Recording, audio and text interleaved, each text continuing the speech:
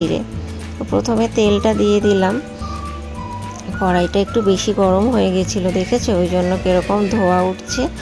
তো যাই হোক, দিয়ে দিলাম। আর এদিকে আদাটাও তখনও ছেঁচা হয়নি, তাই এরকম শর্টকাটেই এই স্ল্যাবের ওপরে নোড়াটা দিয়ে আমি থেতে নিচ্ছি আদা। অন্যদিন একটু পেঁয়াজও দিই, কিন্তু আজকে যেহেতু মহালয়ার দিন, একদমই নিরামিষ, তাই আজকে আর কোনো রকম কিছু পেঁয়াজ রসুন কিছুই দেব না।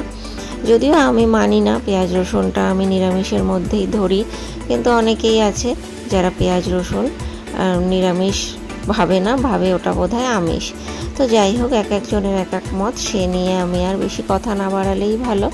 তো এদিকে দেখো, আমি প্রেসার থেকে সমস্ত ডালটা কড়াইতে দিয়ে দিয়েছি। এবারে একটুখানি ফুটবে, বেশিক্ষণ ফোটাবো না, একটুখানি ফুটলেই নামিয়ে নেব। আর দেব বেশ কিছুটা চিনি, কারণ এই ছোলার ডালটা কিন্তু মিষ্টি মিষ্টি হলেই খেতে ভালো লাগে।